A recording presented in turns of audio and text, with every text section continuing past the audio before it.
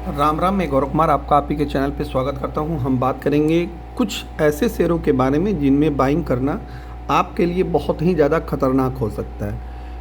ये सारे शेयर इस समय टेलीग्राम, इंस्टाग्राम या बहुत सारे ऐसे प्लेटफॉर्म पे बाकायदे रिकमेंडेशन दिए जा रहे हैं जिसमें कि आप रिटेल निवेशकों का पैसा फंसेगा।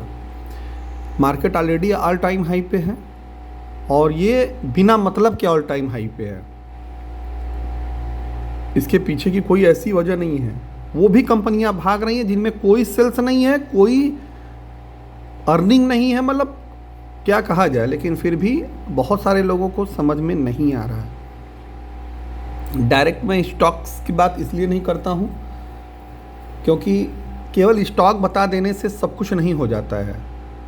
स्टॉक कब बाई करना है, कब नहीं बाई करना है, किस लेवल पे बाई करना है, ये बहुत ही ज़्यादा इम्पोर्टेंट चीज़ें होती हैं। सारे स्टॉक गिरते हैं, अच्छे और बुरे दोनों स्टॉक गिरते हैं, दोनों स्टॉक बढ़ते हैं। बट प्रायिकता क्या होती है, प्रोबेबिलिटी ये होनी चाहिए कि यदि कोई अच्छा स्टॉक गिरा, जैसे आपने रिलायंस ले लिया 3000 पे, वो गिर करके 2500 आ गया, 2400 आ गया, मान लेते हैं 2100 आ गया, तो उसका रिजल्ट कैसा है ये काफ़ी मायने रखता है। यदि रिजल्ट उसके अच्छे आ रहे हैं फिर भी शेयर गिर रहा है तो ये माना जाएगा कि रिलायंस में कोई बड़ा प्लेयर एंट्री कर रहा है। कुछ रिटेलरों को हटाने के लिए शेयर को जानबूझ करके नीचे रखा जा रहा है, तो वो शेयर जल्दी रिकवर करते हैं, आपके पोर्टफोलियो को हमेशा बैलेंस प्रदान करेंगे। दूसरा, उसी टाइम कोई ऐसा शेयर गिर रहा हो जिसका फंडामेंटल पहले से ही खराब हो लेकिन वो बीच में अचानक से भाग गया था। कुछ शेयर आप लोगों को ऐसे ही नाम पे याद होंगे, मैं उनका नाम नहीं लूँगा क्योंकि नहीं तो बहुत सारे लोगों को बुरा लगेगा, क्योंकि वो ऑलरेडी 2-3 गुना हो गए हैं ना। प्रॉफिट कितने लोगों ने बुक किया ये मायने रखता है। प्रॉफिट का होना और प्रॉफिट को बुक करके घर लाना, इन दोनों में बहुत ही एक बाल नुमा बॉर्डर लाइन है, पता नहीं चलता है। और प्रॉफिट, 1 साल का प्रॉफिट मैक्सिमम 2 दिन में गायब हो जाता है।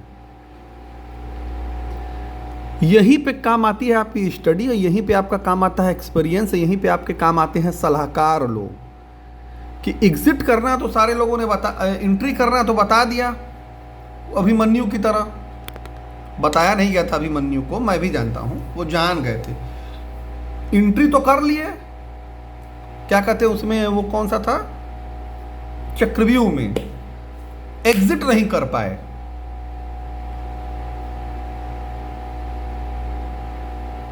तो एग्जिट करना ज्यादा इंपॉर्टेंट होता है, एंट्री जैसे इंपॉर्टेंट है उससे कहीं ज्यादा इंपॉर्टेंट एग्जिट करना होता है कि शेयर में आप फंसे ना निकल जाएं। बहुत सारे मेरे व्यूअर हैं जो कि बेचारे काफ़ी शेयरों में फंसे हुए थे, कुछ लोग अभी भी शायद हैं, तो कुछ लोग तो अच्छे शेयर में हैं, तो उनके लिए तो कोई बहुत ज़्यादा दिक्कत नहीं है। लेकिन उनके लिए तो दिक्कत है जो लोग खराब शेयरों में हैं। तो महत्वपूर्ण बातें यही हैं कि आप एंट्री यदि सही टाइम पे कर रहे हैं किसी शेयर में, खास तौर से अच्छे शेयर में, तो एग्जिट भी आपकी सही टाइम पे होनी चाहिए। कहीं ऐसा ना हो कि एंट्री तो सही टाइम पे हो गई। ये अच्छे शेयरों की मैं बात कर रहा हूँ भाइयों, खराब शेयरों की मैं बातें नहीं करता हूँ। पहली बात, लोगों को बुरा लगे या अच्छा, ये मेरा मूल बिजनेस नहीं है। अब जो भी आप समझते रहिए। ओनली मैं चैनल ही इसीलिए स्टार्ट किया कि लोगों की मैं थोड़ी हेल्प कर सकूँ। हाँ, और रही बात मेंबरशिप वाली बात, तो मेंबरशिप इसलिए मैं लाया हूँ कि लोग फ्री की वैल्यूएशन नहीं समझ रहे थे, आज भी नहीं समझते हैं, ऐसी बात नहीं है। और 1-2 लोग जो मेरे यहाँ कार्यरत हैं, कुछ जैसे अब स्टॉक सिलेक्शन मैं करके देना मेरे द्वारा, उसको देखना और कंबाइंड करना, उस पर मेरे को बोलना, तो ये चीज़ें भाई उन लोगों के द्वारा किया जाए तो उनको मेरे द्वारा सैलरी वैलरी देनी पड़ती है। बहुत ज़्यादा मैं सैलरी नहीं देता हूँ, ये मैं नहीं कर रहा हूँ कि मैं लाखों रुपए में पेमेंट कर रहा हूँ, हाँ, लेकिन वो उसे मैं अभी फ़िलहाल अपने यहाँ से ही करता हूँ, तो इस वजह से भी मैंने किया। लेकिन सबसे बड़ी वजह यही है कि लोग फ्री की वैल्यू नहीं करते हैं, उन्हें जानकारी नहीं लेना है। उन्हें सीखना नहीं है, उन्हें पढ़ना नहीं है, बस उन्हें दिन भर बाई सेल करना है। तो दिन भर बाई सेल करने वाली कोई स्कीम मेरे पास अवेलेबल नहीं है। मैं आपको स्टडी शेयर करूंगा, आप उसे देखिए, समझिए, सोचिए, 100-200 बार क्वेश्चन करिए, उसके बाद कोई डिसाइड करिए। तो ऐसे ही शेयरों की मैं लिस्ट आपके सामने लाऊंगा। वैसे तो आप लोग लग रहा है इसमें से काफ़ी लोगों परिचित भी होंगे ऐसे शेयरों से। पहला शेयर है Indian infotech and software limited, Bharat के चर्चित शेयरों में से एक। मार्केट कैप लगभग 188 करोड़, करंट प्राइस ₹1.5 के आसपास, ठीक है। और ये सब डाटा आप लोग पढ़ लीजिएगा एक बार, ठीक है। सेल्स इनकी देखिए, 2021 मार्च क्वार्टर में इनके पास 32 करोड़ की सेल्स थी, घट करके 4.5 करोड़ हो गई है। ये बताइए, स्वयं से पूछिए कि आप क्या ऐसे शेयरों में बाइंग करेंगे जिसकी सेल्स घट रही है? क्या आप किसी ऐसे व्यक्ति को पैसा देंगे जो निरंतर घाटा कर रहा है? क्या आप किसी ऐसे जगह पे या ऐसी जगह जमीन लेंगे जो विवादित हो? उसका एक ही जवाब आएगा, नहीं। एक रूम भी जाते हैं रेंट पे लेने ना, तो 25 बार पता करते हैं, लेकिन शेयर लेने से पहले एक बार भी पता नहीं करते हैं। ढूंढने में बड़ा टाइम लगता है। ऑपरेटिंग प्रॉफिट ऋणात्मक है। मैं ज़्यादा लंबा नहीं, बस मोटा मैं बताता चलूँगा, थोड़ा सा आप लोग अब इसके बाद आप लोग भी थोड़ा ध्यान दीजिएगा। ईयर ऑन ईयर 2013 से लेकर के मार्च 2024 का डाटा जो इनका नीचे का है, या तो एकदम घाटे में कंपनी है या लाख में थोड़ा मोड़ा मुनाफा है, लेकिन सेल्स इनकी लगातार गिर रही है, ठीक है। सबसे बड़ी बात यहां पे आइए, प्रमोटर्स की हिस्सेदारी केवल 3% और पब्लिक भैया लोग 97% लेकर के बैठे हैं। मतलब जिसकी कंपनी है उसे अपने कंपनी पे भरोसा नहीं है, लेकिन पब्लिक भैया लोगों को भरोसा है। तो मार्केट क्यों नहीं बूस्टअप करेगा जब ऐसी कंपनियों में निवेशक निवेश करते रहेंगे? पहली कंपनी हो गई इंडियन इन्फोटेक। दूसरी कंपनी एवांस टेक्नोलॉजी, 89 पैसे का शेयर। बताया जाता है कि ये अरबपति बना देगा आपको। 1000 शेयर लेके भूल जाओ, बन जाओगे खरबपति अरबपति, ठीक है। इनका भी मार्केट कैप लगभग, और ये ध्यान रखिएगा, ऐसी जो कंपनियां होती हैं ना, 90% वो 200-300 करोड़ तक ही होती हैं उनका मार्केट कैपिटलाइजेशन। कुछ तो मान लीजिए 1000, 2000, 5000, 10,000 करोड़ में भी चली जाती हैं, वोडाफोन आइडिया जैसी, लेकिन ज़्यादातर 200-300 करोड़ के अंदर ही गेम होता है इनमें। 89 पैसे का इनका मतलब प्राइस है। अचानक से सेल्स यहाँ इनकी बढ़ गई है, सेल्स इधर खत्म थी, कोई मतलब पता ही नहीं था। निरंतर ये घाटा कर रहे थे, कभी कभी ये बीच बीच में फायदा कर रहे थे। ये 2016 से 2024 का आप डाटा देखेंगे तो आपको ऐसा दिखाई देगा कि जैसे लग रहा है कि अब क्या बताया जाए, ठीक है। कभी 102 करोड़ सेल्स, कभी 90 करोड़, कभी 29 करोड़, कभी 31 करोड़, कभी 144 करोड़। मतलब कोई बिना मतलब के सेल्स हो जा रही है, बिना मतलब के घाटा। नेट प्रॉफिट तो या तो जीरो था या तो ऋणात्मक, इस बार पता नहीं कहां से प्रॉफिट हो गया, ठीक है। ये देखिए प्रमोटर की हिस्सेदारी 1% से भी कम, 99% से भी ऊपर है इसमें रिटेलर भैया लोग। पब्लिक घुसी पड़ी है, क्यों? क्योंकि इसमें लग रहा है बाकायदे सर्किट।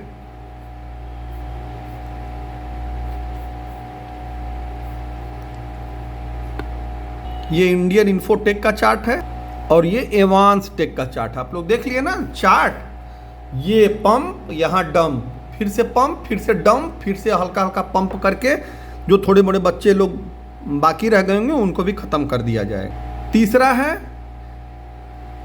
साई आनंद कमर्शियल लिमिटेड, काफी घूम रहा है। बताया जा रहा है कि डीएलएफ बनेगा अगला। 13 करोड़ का मार्केट कैप है, 60 पैसे की वैल्यू है इनकी। सेल्स देख लीजिए, जीरो या तो 1 लाख, अरे मतलब 80-85 हजार लाख के करीब, ठीक है। नेट प्रॉफिट एकदम खत्म है मामला। 2013 से 2024 के बीच में सेल्स ही नहीं है इनके पास। नेट प्रॉफिट कहां से आएगा? केवल जीरो या माइनस में, मतलब पैसा ये कमा ही नहीं रहे हैं। ये देखिए पब्लिक के पास 100% हिस्सेदारी है। मतलब कंपनी का मालिक पब्लिक होकर के बैठी है और प्रमोटर भैया लोग अपना बेच बाच करके निकल गए हैं। ऐसे शेयरों में लोगों को बाकायदे बाई करने का मन कर रहा है। ये है साई आनंद का चार्ट, सीधे डंप हो चुका है शेयर। पंप किया गया था 55 से, इसको ले गया गया 1 रुपये तक करीब करीब डबल करके, फिर वहां से डंप कर दिया गया है।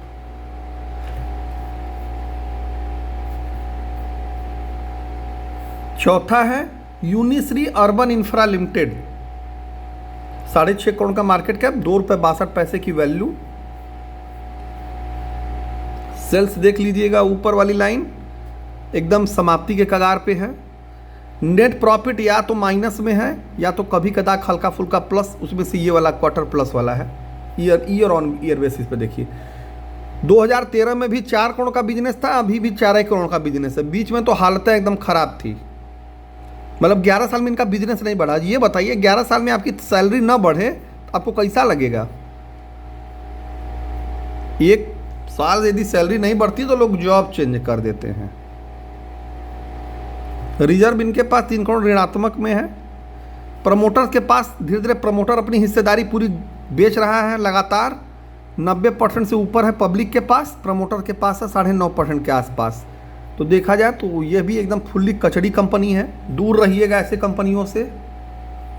बायोजीन pharma chemical industries limited, 100 crore के आसपास कंपनी, ₹1.36 इनका है प्राइस।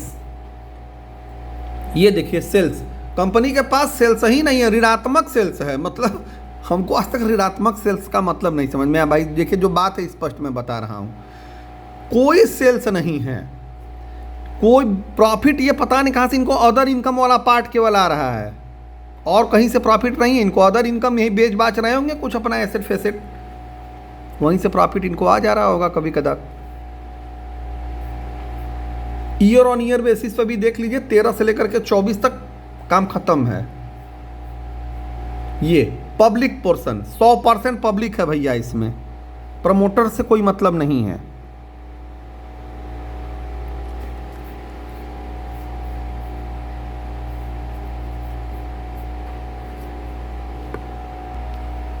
ये है बायोजीन फार्मास्यूटिकल का चार्ट, पंप डंप, फिर से पंप फिर से डंप। तो ये पंप एंड डंप वाले सिस्टम से थोड़ा सा सावधान रहिएगा।